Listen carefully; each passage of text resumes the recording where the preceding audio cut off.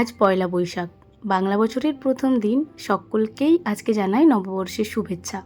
যদিও কালকের ভিডিওতে আপনাদেরকে নববর্ষের শুভেচ্ছা জানিয়েছি, তবে আজকের দিনটাতেই তো নববর্ষের শুরু, সে কারণে আরেকবার সকলকেই শুভ নববর্ষ। যাই হোক, গুড আফটারনুন। আশা করছি আপনারা সকলেই ভালো আছেন। আমার আজকের আরও একটি নতুন ভ্লগে আপনাদের সকলকে স্বাগত।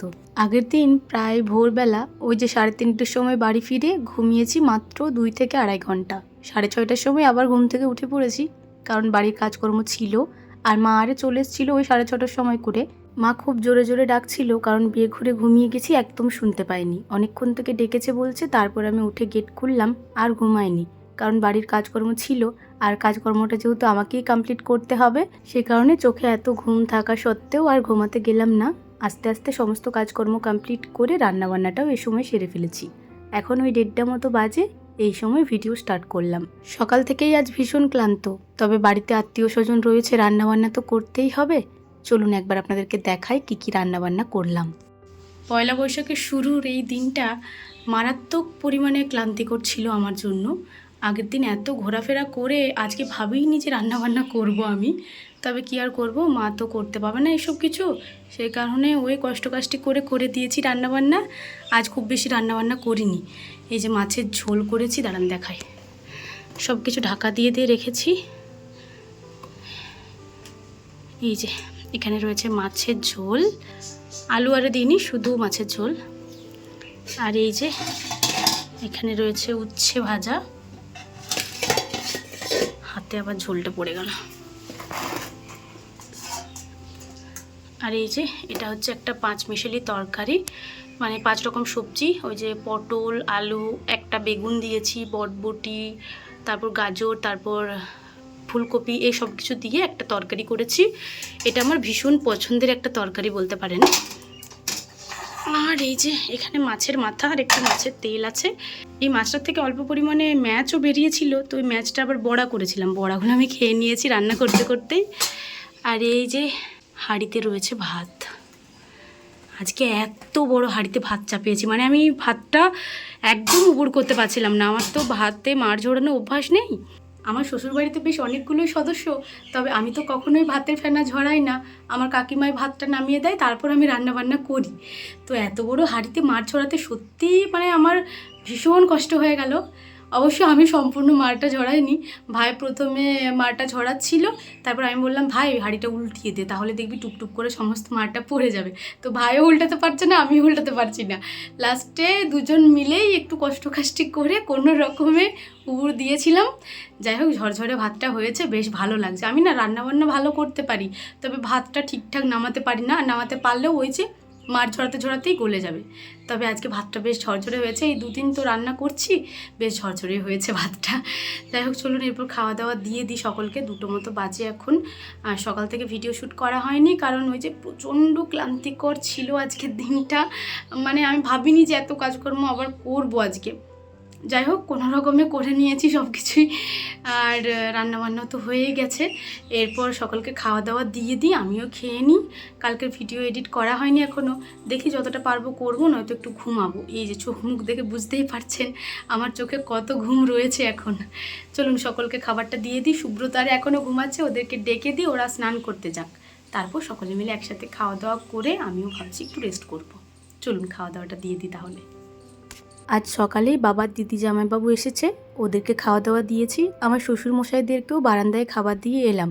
সুব্রতকে ঘুম থেকে ডাকলাম, বললাম যাও স্নান করো, তারপর খাবার খাবে। বলছে না, আমাকে এক্ষুনি খাবার দাও, আমি এক্ষুনি খাবো। তো দেখুন রান্নাঘরেতেই খাবার খেতে বসে পড়েছে। কেমন হয়েছে রান্না? ভালো হয়নি, খুব ভালো হয়েছে। দেখছিস ভাই, আমার ভাইয়ের এবং আমার হাজব্যান্ডের ক্যামেরা অন করলেই যত উল্টো পাল্টা আনসার আসে। নয়তো একটু আগে বেশ দারুণ হয়েছে করছিল, যেই ক্যামেরা অন করেছি বলছে ভালো হয়নি। রান্না করার সময় যে আমার পাশে থাকে, তাকে যখন আমি চাখতে দিই যে কেমন হয়েছে দেখো টেস্ট করে, তাকেই শুধুমাত্র জিজ্ঞাসা করি কেমন হয়েছে। তাছাড়া খাবার দেওয়ার সময় আমি কাউকে জিজ্ঞাসা করি না। প্রথমত রান্নাটা আমার মনের মতো হলেই আমি উনান থেকে নামাই। আর দ্বিতীয়ত হচ্ছে খাবার দেওয়ার পরে যখন দেখি থালাতে একটুও পড়ে নেই, তখনই বুঝে যায় যে সকলেরই ভালো লেগেছে। যাই হোক, আজকেও সেরকম রান্নাগুলো খুব ভালো হয়েছিল। আমার পার্সোনালি ভীষণ ভালো লেগেছিলো ওই সবজিটা, ওটা আমার পছন্দের তরকারি, আর আজকে হয়েও ছিল খুব ভালো, একদম মায়ের হাতের তৈরি রান্না মনে হচ্ছিল। যাই হোক, রান্নাবান্না হয়েছে, বাসনপত্র ভাবলাম বেসিংয়েই ধুয়ে নেব, তবে জানেন তো ট্যাঙ্কির জল শেষ, ওই একটা একটা করে বাসন পড়েছে, আর বেসিংয়ে দাঁড়িয়ে দাঁড়িয়ে একটা একটা করে ধুয়ে নিয়েছি। রান্নার পরের বাসনপত্র একটাও নেই, তবে এই যে খাওয়া দাওয়ার পরে যে কটা বাসনপত্র হলো সেগুলো যেই ধুতে যাব দেখছি আর ট্যাঙ্কে জল নেই। কী আর করব, এই যে বানটা ভর্তি করা ছিল জলে, এখানেই এলাম থালা বাসন নিয়ে। ভাই ওদিকে কুয়াতে পাম্পটা লাগাচ্ছে, তবে জানেন তো যেদিনেই আমাদের এই জলের সমস্যা হয় সেদিন দেখেছি পাম্পটারও কিছু না কিছু গড়বড় হয়, কিছুতেই পাম্পটা কারেন্ট নিচ্ছে না, কি হয়েছে কি জানি। ভাই তবুও চেষ্টা করছে।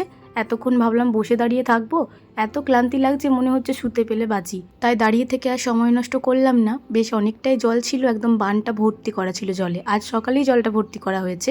তো এই জলটাতেই দেখুন বাসনপত্রগুলো মাজার পর ধুয়ে নিচ্ছি। এতটা জলে ডুবিয়ে ডুবিয়ে বাসনগুলো ধুইনি, এই যে দেখুন একটা ছোট্ট মতো গামলা নিয়ে এসেছি, ওই গামলায় করে জলটা নিচ্ছি আর জল পাল্টিয়ে পাল্টিয়ে বাসনগুলো ধুয়ে নিচ্ছি। জলটা তো নোংরা হয়ে যাচ্ছে, যখন নোংরা হয়ে যাচ্ছে তখন আবার জলটা পাল্টিয়ে নিচ্ছি। যাই হোক, এতে করে বাসনপত্রগুলো বেশ পরিষ্কার হয়ে গেছে। এমনিতে খুব বেশি মাজার কিছু তো ছিল না, গ্যাসে রান্না হয়েছে, অবশ্য রান্নার হাঁড়ি কড়াইটা আছে এখনও, ওগুলো আমি মাজতে পারবো না, ওগুলো মা পরে মেজে নেবে। ওইগুলোতে তো রেগুলার রান্না হয় না, আলাদা করে ভিজানো আছে, ওগুলো মা পরে সময় করে মাজবে যখন মা আর কি পারবে। যাই হোক, এই যে বাসনপত্র সমস্তটাই মেজে নিয়েছি, ধুয়েও নিয়েছি, লাস্টে আরেকবার ভালো জলে ধুয়ে নিলাম।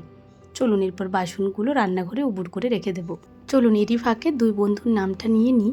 রেবেকা সুলতানা কমেন্ট করেছে, বোন আমি বাংলাদেশ রাজশাহী থেকে তোমার ভিডিও দেখছি, আমার চ্যানেলের নামটি একবার নিও। তো এই যে রেবেকা দিদিভাই, তোমার চ্যানেলের নামটা নিলাম। আর এক বন্ধুর চ্যানেলের নাম নেওয়ার আছে, আর রয়ের লাইফস্টাইল। যাই হোক, বাসনপত্র ধোয়া মাজা করে রাখলাম, ভালো মতো উবুর দিয়ে রেখেছি। আর ঘুমায়নি, একটু বসেই ছিলাম, সুব্রতর সাথে গল্প করছিলাম, ও বলছে আজ বাড়ি যাবে, সেই কারণে ভাবলাম যতক্ষণ রয়েছে একটু গল্পকাটি করি। আর এই যে এখন ওই 5টা মতো বাজে, এই সময় ও যাচ্ছে। ওই সাবধানে যাবে বুঝলে, ফোন করবে গিয়ে পরে, বাবা সাবধানে যাবেন। ওরা এরপর ধীরে সুস্থে বাড়ি ফিরুক, আমি এরপর এডিটে বসবো, এডিট কমপ্লিট হলে তারপর আবার ভয়েস ওভার দেবো। বাবার দিদি জামাইবাবুও এদিকে বেরিয়ে পড়েছে, ওনারাও যাচ্ছে বাড়ি। চলুন সকলে মিলে বাড়ি ফিরুক তাহলে, আমি আর মা এরপর যাই ঘরে। মা, তুমি তো উপোস করেছো বলে মুখটা শুকিয়েছে, আর আমারই মুখটা শুকিয়ে গেছে, দেখো বেশি করে আবার কান্নারগুলো খুলে দিয়েছি, আমি মনে হচ্ছে উপোস করেছি, রান্না করে করে শুকিয়ে গেছিস। কাজকর্ম আজ আর সেরকম শ্যুট করিনি, ভিডিওটা এরপর শেষ করব। ভাবলাম তার আগে আপনাদেরকে দেখাই আগের দিন মেলা থেকে কী কী জিনিসপত্র কিনে এনেছি। আপনারা তো সকলেই দেখতে চেয়েছেন। খুব বেশি জিনিসপত্র কিনিনি, কারণ মেলার জিনিস খুবই দাম।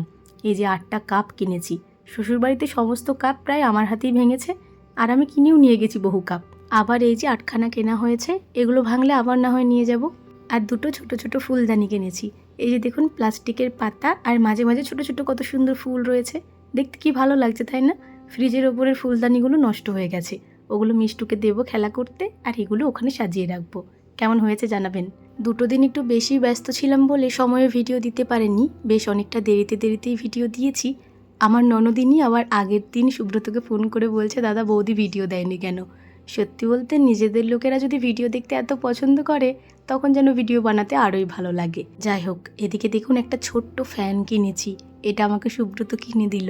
এটা বরাবরই আমার খুব পছন্দের ছিল, আগের মেলাতেও খুব পছন্দ করেছিলাম দুজনেই, তবে দামে হচ্ছিল না বলে নিইনি। তবে এইবারে সুব্রত বলছে যত দামি হোক নেবো তোমার জন্য একটা। এই যে দেখুন কিনে দিয়েছে, বলছে ভয়েস ওভার দেওয়ার সময় তুমি একবার করে ফ্যানের হাওয়া খাবে। আর কিনে দিয়েছে আরও একটি পছন্দের জিনিস, এই যে গোল ছোট্ট মতো একটা পিলো কিনে দিয়েছে। আপনারা সকলেই জানেন যে বিছানাটা আমি একটু সাজিয়ে গুছিয়ে রাখতেই পছন্দ করি। শ্বশুরবাড়িতে এই বালিশের মাঝে দেওয়ার জন্য একটা ছোট্ট মতো লাভ আছে, এখন ওটা একটু একটু নষ্ট হয়ে এসেছে, সে কারণে বললাম আরেকটা কিনে দাও। তো এই যে এটা কিনে দিয়েছে, বেশ সুন্দর লাগলো আমার। কিন্তু ব্যাক সাইডে আবার একটা চেনও দেওয়া রয়েছে, ওই চেনটা খুলে তুলোগুলো বের করে এই বালিশটা ভালো মতো পরিষ্কারও করা যাবে, ওই যেমন পিলো কভারের কভারগুলো পরিষ্কার করা হয়। খুব ভালো না জিনিসটা, বাড়িতে গিয়েই একবার এটা পরিষ্কার করব, কারণ একটু একটু দাগ লেগেছে, মেলাতে ছিল তো। এই কটাই জিনিসপত্র কেনা হয়েছে। চলুন আজকের ভিডিওটা তাহলে এই পর্যন্তই। ভিডিওটি কেমন লাগলো অবশ্যই কমেন্টে জানাবেন, ভালো লাগলে একটি লাইক করে দেবেন এবং সাবস্ক্রাইব করে আমার ছোট্ট চ্যানেলটির পাশে থাকবেন। সবাই ভালো থাকবেন, সুস্থ থাকবেন, সাবধানে থাকবেন। দেখা হবে খুব শীঘ্রই পরের কোনো একটি ব্লগে। আজকের মতো টাটা।